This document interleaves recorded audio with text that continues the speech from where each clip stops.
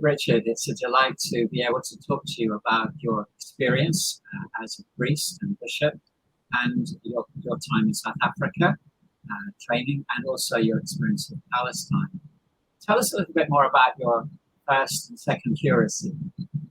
Well, I was ordained in '64 and went to the parish of Radlett in Hertfordshire, a middle of road, all white Church of England parish, trained very well by the incumbent there. And towards the end of it, the priest the canon of the cathedral that looked after young curates, and there were quite a number of them at the time, said to us all, now, regarding your second curacy, why not think of going abroad? Because if you're married and you've got children, you don't have to worry about the children's education. They'll still be too small. And I came back and said to my wife, this is what we've been told to do. She knew the Dean of Salisbury, Rhodesia, Zimbabwe, and suggested I wrote to him. He'd already become the Dean of Johannesburg Cathedral. And I did. And he came over for a visit anyhow and interviewed me. And we fixed up that we should go to Johannesburg at the end of our 4-year curacy at Radlett. It must have been one of the best things I've done in my life. Must have been a very different experience. Absolutely. Well, I mean, it was at the height of apartheid. It was long as 1968. And apartheid was in full swing. And if you'd told me that by 1994 apartheid would be over, I wouldn't have believed you. I lived in a white part of Johannesburg. I mean, all the center was white. It was the townships were on the outskirts. We had an African maid whom we paid generously over the odds for looking after our kids, etc.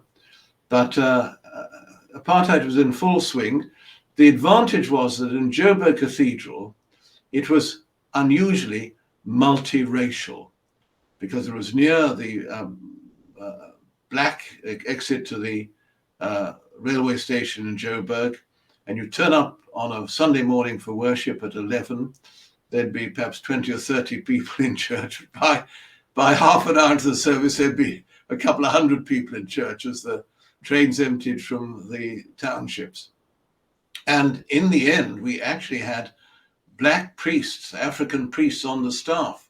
And we were considered a Kafir church, a black church, and very much disapproved of in terms of the South African way of life. But that was the great silver lining in a fairly oppressive apartheid situation. And was it seen as subversive, the actions of the church in Malawi? Yes, it was seen as subversive. And in fact, we had informers there. White people who were informers because the apartheid government recruited wherever it could informers to find out what's going on. It was seen as subversive. Gonville French Bater, who was the dean, was prosecuted under the Treason Act for passing money to black organizations and things like that. He was actually acquitted, but his counsel said to him, get the next plane out of South Africa because they'll only rearrest you. But by that time, 3 years after I arrived there, I'd already been kicked out by the South African government for being a damn nuisance. So your sermons were being monitored in the cathedral? Well, yeah, it wasn't that. It was just that, I'll tell you what it was. It was actually my wife's fault. That's the best things in our life is usually my wife's fault. She joined the Black Sash, which was a group of women with a black sash of mourning, and it was a social work organization formed at the time when the colored voters were put on a separate voting roll to divide the vote. It was called the Black Sash. And when I was told I had to leave, I went to see the local MP, and he said, where do you work? At Johannesburg Cathedral. Do you have people, black people in your home? Yes, we do. He asked this question, that question. He said, my wife belongs to the Black Sash. We do not like the Black Sash. Amen.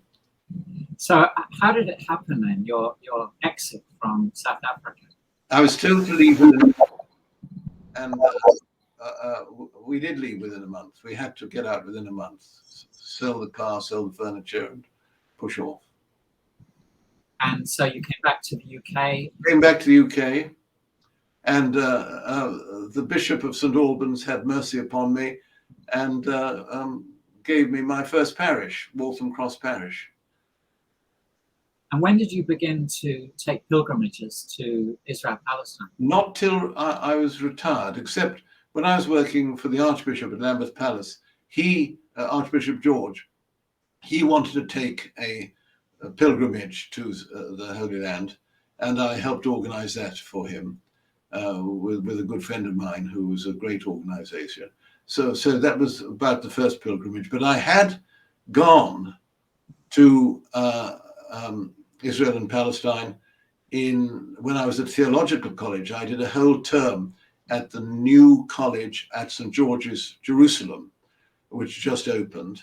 And then before working at Lambeth, I had a 6-week sabbatical, and I went back to a Roman Catholic seminary in very near Bethlehem, and spent 6 weeks there too. So I'd had 2 goes at the Holy Land, but had no plans to lead pilgrimages until I was asked to do so after I was retired. And how did you view the situation in Israel, Palestine, having experienced apartheid in South Africa? Well, immediately the similarities, without going into detail, the similarities were huge.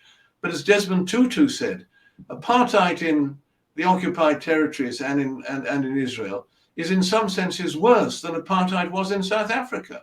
For instance, there were no restrictions on who drove on South African roads.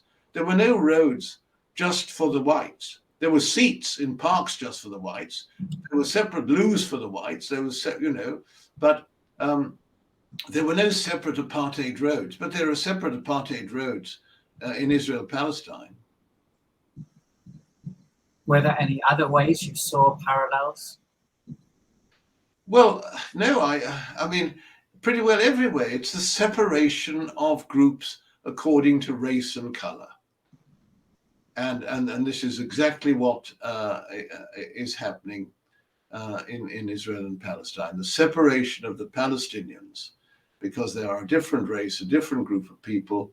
They are not Jewish, and they're really, by a lot of Israelis, not wanted.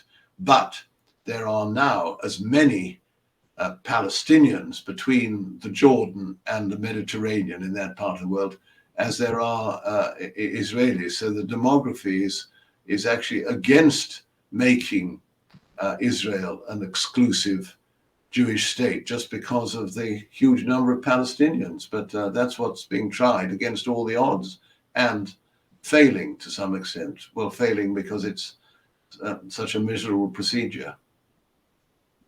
And when you were in South Africa, you were involved in the cathedral and subversive acts there, encouraging the mixed congregation. Whereas my wife was the subversive one, really.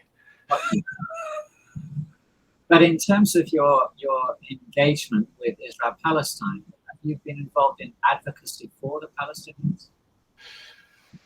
Well, yeah, I mean, these talks that you have to give when you come back from being an EAPPI worker, that is advocacy.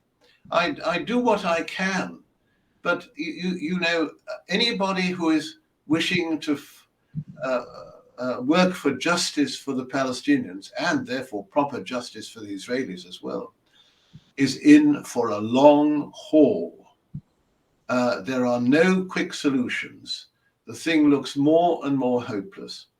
And it is good to be a Christian doing this, because the Christian has one thing that I think others don't, and that is hope, real hope in God. And it is only through that I cling on to the work, because God is a God of hope, and hopelessness does not appear in the Lord's dictionary. Bishop Richard, thank you very much for sharing with us about your experience in South Africa and Palestine.